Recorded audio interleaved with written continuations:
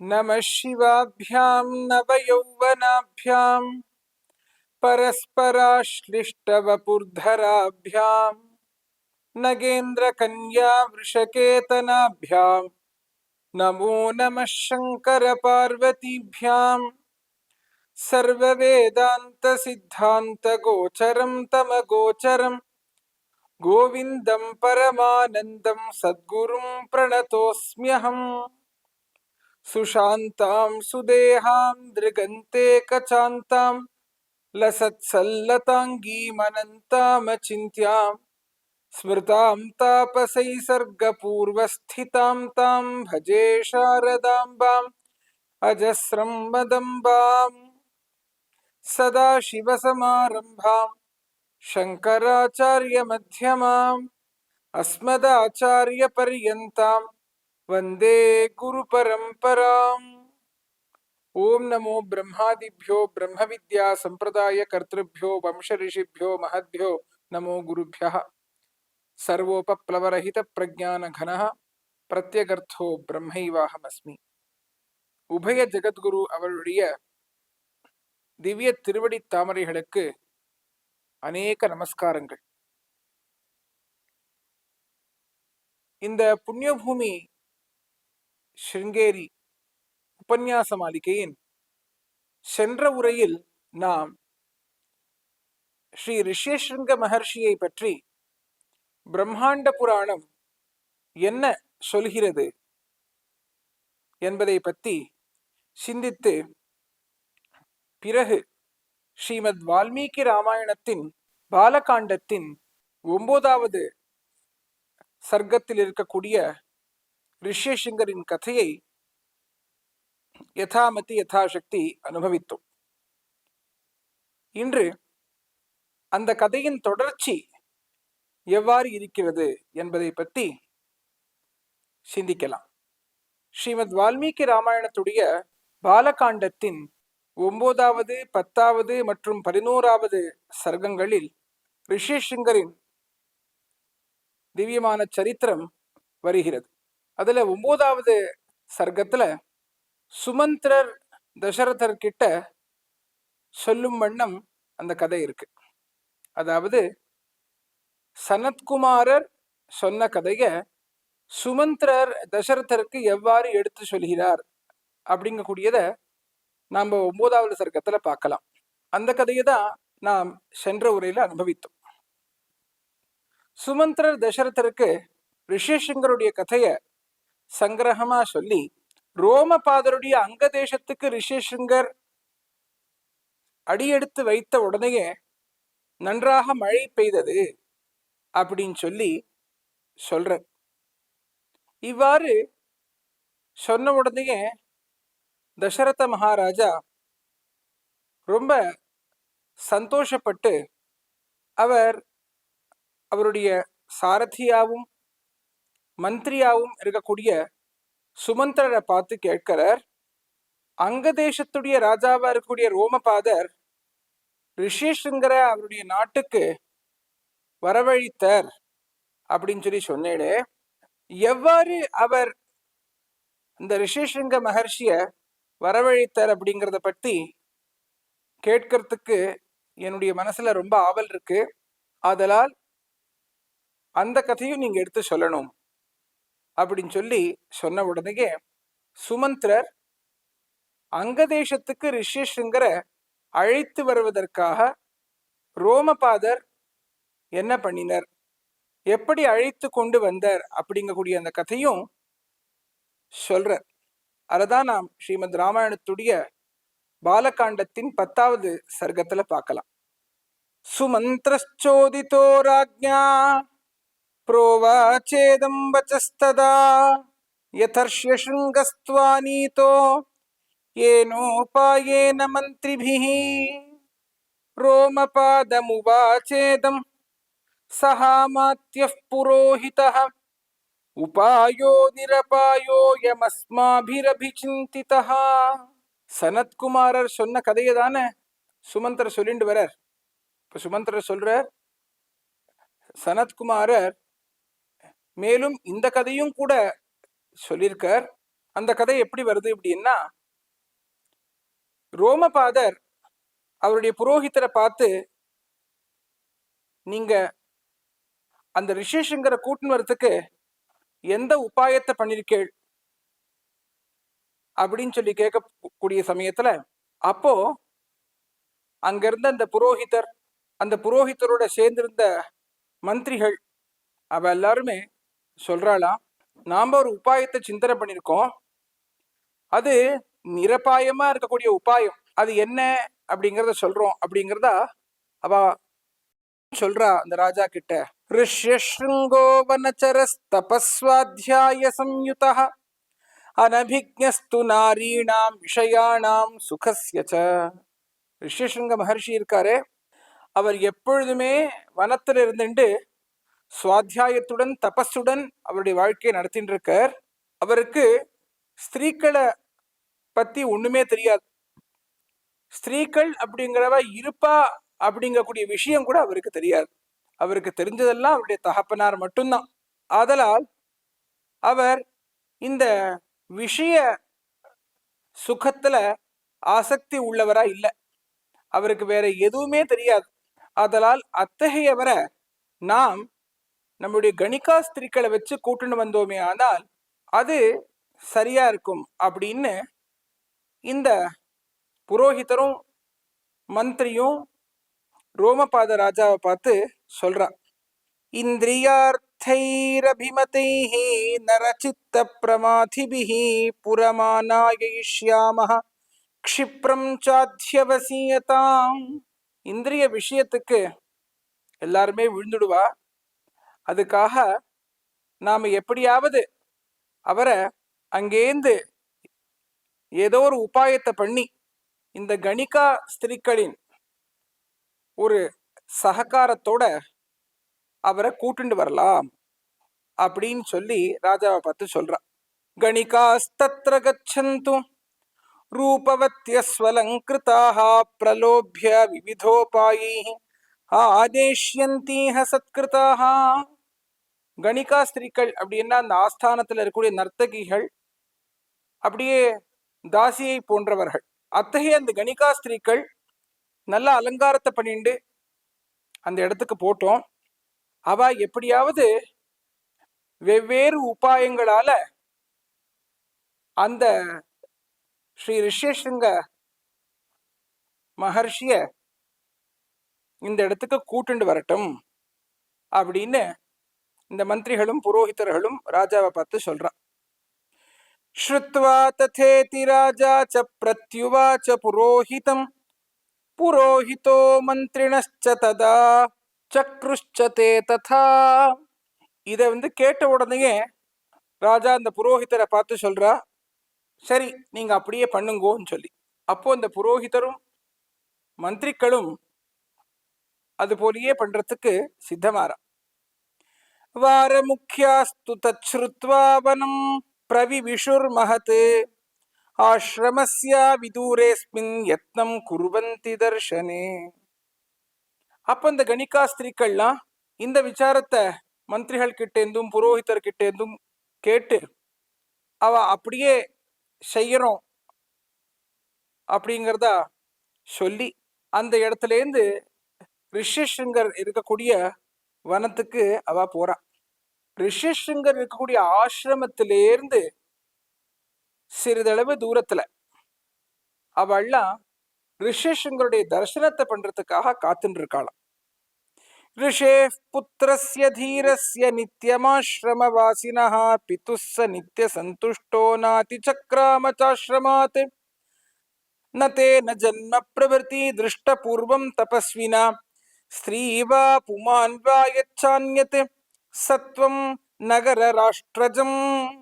நித்தியமும் ஆசிரமத்திலேயே வாசம் பண்ணிட்டு இருந்த ரிஷிசங்கருக்கு அவருடைய தகப்பனாரை விட்டு வேற யாருமே தெரியாது. அவர் பிறந்தத்திலேருந்து ஸ்திரீக்களையே பார்த்தது கிடையாது. ஏன், அவ அப்பா விட்டு வேற புருஷர்களையும் பார்த்தது கிடையாது. அவர் நகரத்தையும் பார்த்தது கிடையாது, வேற எந்த ராஷ்டிரத்தையும் பார்த்தது கிடையாது. அவர் அந்த வனத்திலேயே அவருடைய தகப்பனாருடைய சொல்படி தபஸ் பண்ணிண்டு சுவாத்தியாயத்தோட பிரம்மச்சரிய நிஷ்டையோட சாத்விகமா அவருடைய வாழ்க்கையை நடத்தின்னு வந்துட்டு இருக்கார். இப்படி இருக்கக்கூடியவர்தான் ரிஷிசங்கர். அத்தகைய அந்த ரிஷிசங்கர் ஏதோ ஒரு சமயத்துல அந்த வனத்திலிருந்து ஒரு கொஞ்சம் அப்படி முன் போறார். அப்போ அந்த சமயத்துல என்னாச்சுன்னா, அவர் இந்த ஸ்திரீக்கள் எல்லாரையும் அங்க பாக்குறார். இந்த ஸ்திரீக்கள் எல்லாம் இவர் இருக்கக்கூடிய ஆசிரமத்திலேருந்து சிறிதளவு தூரத்துல தானே இருந்துட்டு இருக்கா. ரிஷிசங்கர் இந்த பக்கத்துல வந்தாருன்னா அவரை நாம எப்படியாவது நம்முடைய வார்த்தைகளால மயக்கி நம் கூட அழைத்தி கொண்டு போலாம். அப்ப ரிஷிசங்கர் தெய்வ சங்கல்பத்தால அவர் இருக்கக்கூடிய அந்த ஆசிரம பரிசரத்தை அப்படி சுத்தி வரக்கூடிய சமயத்துல ததः கதாசித் தம் தேசமா ஜகாம எதிர்ச்சயா விபாண்டக சுதஸ்தத்ர தாச்சாபஷ்யத் வராங்கனாக. அவர் இருக்கக்கூடிய இடத்துல இருந்து அவர் அப்படியே முன் வர, எந்த இடத்துல இந்த அதாவது அங்கனைகள் ஸ்திரீக்கள்லாம் இருக்காளோ அந்த இடத்துக்கு அவர் வர, விபாண்டகருடைய புத்திரரா இருக்கக்கூடிய ரிஷிசங்கர அந்த ஸ்திரீக்கள்லாம் பார்த்தா. தாச்சித்ரவேஷா பிரமதா காயந்தியோ மதுரஸ்வரம் ரிஷிபுத்திரமுபாகம்ய சர்வாவச்சனம் அப்ருவன். சித்திர விசித்திரமான வேஷத்துடன் இருந்த அந்த அங்கனியர்கள் ஸ்திரீக்கள் சுமதுரமா பாடிண்டு அந்த ரிஷி புத்திரர்கிட்ட போய் ஒரு வார்த்தையை சொல்றா. கஸ்துவம் கிம் வர்த்தசே பிரம்மன் ஞாதுமிச்சாமஹே வயம் ஏகஸ்துவம் விஜனே தூரே வனே சரசி சம்சனஹா. நீங்க யாரு அப்படிங்கறத தெரிஞ்சுக்கிறதுக்கு நாம விரும்புறோம். நீங்க ஒருத்தாளே இந்த வனத்துல இப்படி சஞ்சாரம் பண்ணிட்டு இருக்கேளே, இதற்கு என்ன காரணம் அப்படின்னு சொல்லி அந்த ஸ்திரீக்கள்லாம் ரிஷிசங்கரை பார்த்து கேட்கிறா. அதிருஷ்ட ரூபாஸ்தாஸ்தேன காம்ய ரூபா வனே ஸ்திரியஹ ஹார்தாத்தஸ்ய மதிர்ஜாதா ஆக்யாதும் பிதரம் ஸ்வகம். இத்தகையவாள ரிஷிசங்கர் இதுக்கு முன்னாடி பார்த்ததே கிடையாது. இவ யாரு அப்படிங்கிறத அவரும் கூட சிந்தனை பண்றார் மனசுல. ஆனா சுவாபாவிகமா அவருக்குள்ள இருக்கக்கூடிய அந்த சத்துவ குணம் அவருடைய மனசுல இவ கிட்ட பேசணும் அப்படிங்கக்கூடிய ஒரு பாவனையை உண்டு பண்றது. அவ மேல இருக்கக்கூடிய ஒரு ஆதரத்தோட ஒரு ஆதித்யம் பண்ணணும் யார் வந்தாலும் அப்படிங்கக்கூடிய ஒரு பாவனையோட அவளை பார்த்து ரிஷிசங்கர் சொல்றார். பிதா விபாண்ட கோஸ்மாக்கம் தஸ்யாஹம் சுத ஔரசஹ ரிஷ்யஸ்ருங்க இதிக்யாதம் நாம கர்மச்சமே புவி. என்னுடைய தகப்பனாருடைய பேரு விபாண்டகர் அப்படின்னு, அந்த விபாண்டகருடைய புத்திரன் தான் நான். என்னுடைய பேரு ரிஷிஸ்ருங்கஹா அப்படின்னு இப்படி சொல்றார். இஹாஸ்ரம பதோஸ்மாக்கம் சமீபே சுபதர்ஷனாக கரிஷ்யே ஓத்திர பூஜாம் வை சர்வேஷாம் விதிபூர்வகம். அப்ப அவர் சொல்றார், இங்கதான் நம்மளுடைய ஆசிரமம் இருக்கு, நீங்க எல்லாரும் நம்முடைய ஆசிரமத்துக்கு வரணும், அங்க நான் உங்களுடைய பூஜையை பண்றேன். ரிஷிசங்கருடைய மனசுல இவாள்லாம் கூட ரிஷி குமாரர்கள் அப்படிங்கூடிய பாவனை தான் இருக்கு. ஏன்னா அவர் ஸ்திரீக்களையே பார்த்தது இல்லை. ஓஹோ, இவாளும் கூட வேற ஆசிரமத்திலேருந்து இந்த இடத்துக்கு வந்திருக்கா, நம்ம இடத்துக்கு வந்தா நாம அதிதி சத்காரம் பண்ணணும், அதனால் அவ நம்மளுடைய ஆசிரமத்துக்கு வந்தா நன்னா இருக்கும் அப்படிங்கக்கூடிய பாவனையோட ரிஷிசங்கர் அவளை அவருடைய ஆசிரமத்துக்கு அழைக்கிறார். ரிஷி புத்திர வச்ச்ருத்வா சர்வாசா மதிராசவை ததாசிரம பதம் திரஷ்டும் ஜக்முஹு சர்வாஸ்ததோங்கனாஹ. இப்படி ரிஷிசங்கருடைய அந்த வாக்கியத்தை கேட்ட அந்த ஸ்திரீக்கள் எல்லாருமே கூட அவருடைய ஆசிரமத்தை பார்க்கறதுக்காக முன் போறா. கதானாம் து ததஃ பூஜாம் ரிஷிபுத்திரச்சகாரஹ இதமர்க்யம் இதம் பாத்யம் இதம் மூலம் பலம் சனஹா. அவர் ரொம்ப ஸ்ரத்தையோட அவளுக்கு அர்க்ய பாத்தியாதிகளை கொடுத்து அங்க இருக்கக்கூடிய மூலங்களையும் பலங்களையும் கொடுத்து சத்காரம் பண்றார், அவளுடைய பூஜையை பண்றார்.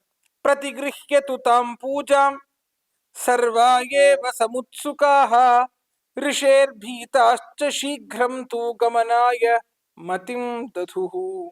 இவர் பண்ணின அந்த பூஜைய ரொம்ப சந்தோஷத்துடன் ஏத்துண்ட அந்த ஸ்திரீகள் எல்லோருமே கூட விபாண்டக மகர்ஷி எப்போ இந்த இடத்துக்கு மறுபடியும் வருவாரோ, அவர் வந்தரன்னா நம்மளுடைய கதி என்ன ஆகுமோ அப்படிங்கறதால பயப்பட்டு அவ சீக்கிரமா வெகு வேகமா அங்கேருந்து கிளம்புறதுக்காக மனசு பண்ணினா. அஸ்மாக்கமபி முக்கியானி பலானி மானி ஹே த்விஜ கிருஹாண விப்ரபத்ரந்தே பக்ஷயஸ்வச மாச்சிரம். நாமளும் சில பழங்கள்லாம் எடுத்துட்டு வந்திருக்கோம், நீங்க அந்த பழத்தை சாப்பிடணும் அப்படின்னு சொல்லி அந்த ஸ்திரீக்கள்லாம் ரிஷேஷங்கரை பார்த்து சொல்றா. மோதகான் பிரததுஸ்தஸ்மை பக்ஷ்யாச்ச விவிதான் சுபான் அப்படின்னு சொல்லி நல்ல அழகான மோதகங்களையும் பக்ஷங்களையும் அந்த ஸ்திரீகள் ரிஷிசங்கருக்கு கொடுத்தா. அதை பார்த்த உடனே ரிஷிசங்கர், ஓஹோ இதுவும் கூட ஒரு பல வகை போல இருக்கு அப்படின்னு சொல்லி நினைச்சுட்டு அவர் அதை சாப்பிடுறாரா. அவர் அதை சாப்பிட்டு ஆஹா இது ரொம்ப நல்லா இருக்கே அப்படிங்கிறதாவும் அவர் நினைக்கிறார். தானி சாஸ்வாத்ய தேஜஸ்வி பலானீதி ஸ்ம மன்யதே அனாஸ்வாதித பூர்வாணி வனே நித்திய நிவாசினாம்.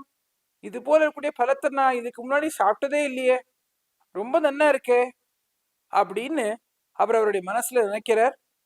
ஆப்ருச்ய ததா விப்ரம் ரதச்சர்யாம் நிவேத்ய ச கச்சந்தி ஸ்மாபதேஷாத்தா பீதாஸ்தஸ்ய பிதுஸ்த்ரியஹ கதாசு தாசு சர்வாசு காஷ்யபஸ்யாத்மஜோத்விஜஹ அஸ்வஸ்த ஹிருதயச்சாசீத் துக்காச்ச பரிவர்த்ததே.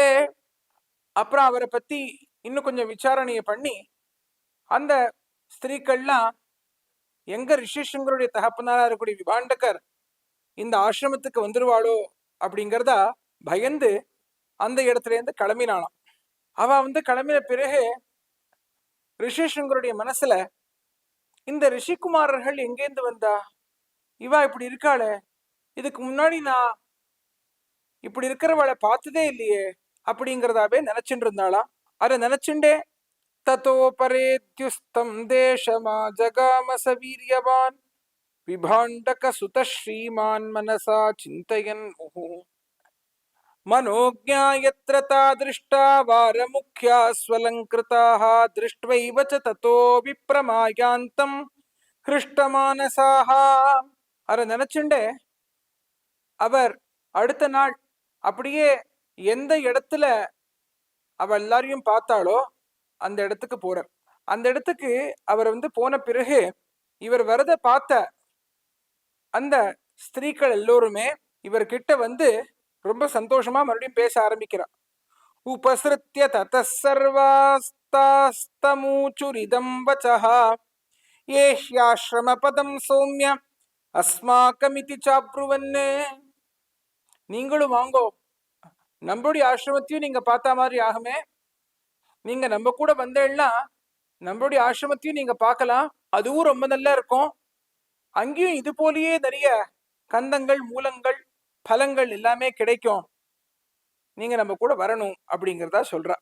சித்ராண்யத்ர பகூனி ஸ்யுஹு மூலானி ச பலானி ச தத்ராப்யேஷ விசேஷேண விதிர்ஹி பவிதா த்ருவம் ஸ்ருத்வா து வசனம் தாசாம் சர்வாசாம் ஹிருதயங்கமம் கமனாய மதிம் சக்ரே தம் ச நின்யுஸ்ததா ஸ்திரியஹ. இதை கேட்ட உடனே ரிஷிசங்கருக்கும் கூட ஈஸ்வரனுடைய சங்கல்பத்தால அந்த இடத்துக்கு போகணும் அப்படிங்கிறதா மத்தியாச்சு. அவர் சரி சொல்லி அவ பின்னாடியே போறா. அந்த ஸ்திரீக்களும் கூட அவரை அனுசரிச்சுண்டே இப்படி வாங்கோ இப்படி வாங்கோ அப்படின்னு சொல்லிட்டு வெகு தூரத்துக்கு அவரை கூட்டுண்டு போறா. தத்ர சானீயமானே து விப்ரே தஸ்மின் மகாத்மனி வவர்ஷ சஹசா தேவோ ஜகத் பிரஹ்லாதயன்ஸ்ததா. ரிஷிசிங்கர் இருந்த இடத்திலேருந்து அந்த ஸ்திரீக்கள் அவரை அங்க தேசத்துக்கு கூட்டுண்டு போயிடுறார். அவர் அங்க தேசத்துல எப்போ காலடி எடுத்து வைக்கிறாரோ அந்த கடமே ரொம்ப கனமான மழை பெய்யறதாம். அது எல்லோருக்கும் சந்தோஷத்தை உண்டு பண்ணித்து வர்ஷேணைவாகதம் விப்ரம் தாபசம் ச நராதிபஹ பிரத்யுத்கம்ய முனிம் பிரஹ்வஹ சிரசா ச மஹீம் கதஹ. இத்தகைய பெரிய அனுகிரகத்தை பண்ணின ரிஷிசிங்கர அந்த ரோமபாத ராஜா பார்த்து அவருக்கு நமஸ்காரம் செய்து அவருக்கு ஸ்வாகதத்தை கூறி அவரை உள்ள கூட்டிட்டு போறார். அர்க்யம் ச பிரததௌ தஸ்மை நியாயத சுசமாஹிதஹ வவ்ரே பிரசாத விப்ரேந்திராத் மா விப்ரம் மஞ்சுரா விஷேத் அந்தఃபுரம் பிரவேஷ்யாஸ்மை கன்யாம் தத்வா யதாவிதி சாந்தாம் சாந்தேன மனசா ராஜா ஹர்ஷமவாபசஹ. அவருக்கு அர்க்ய பாத்தியாதிகளை கொடுத்து அவருக்கு விதிவத்தா செய்ய வேண்டிய சப்பரியை எல்லாத்தையும் பண்ணி அவரை அந்தப்புறத்துக்கு கூட்டுண்டு போய் இந்த ரோமபாத ராஜா அவருடைய கன்னியா இருக்கக்கூடிய சாந்தாவை இவருக்கு விதிவத்தா மனம் முடித்து கொடுக்கிறார்.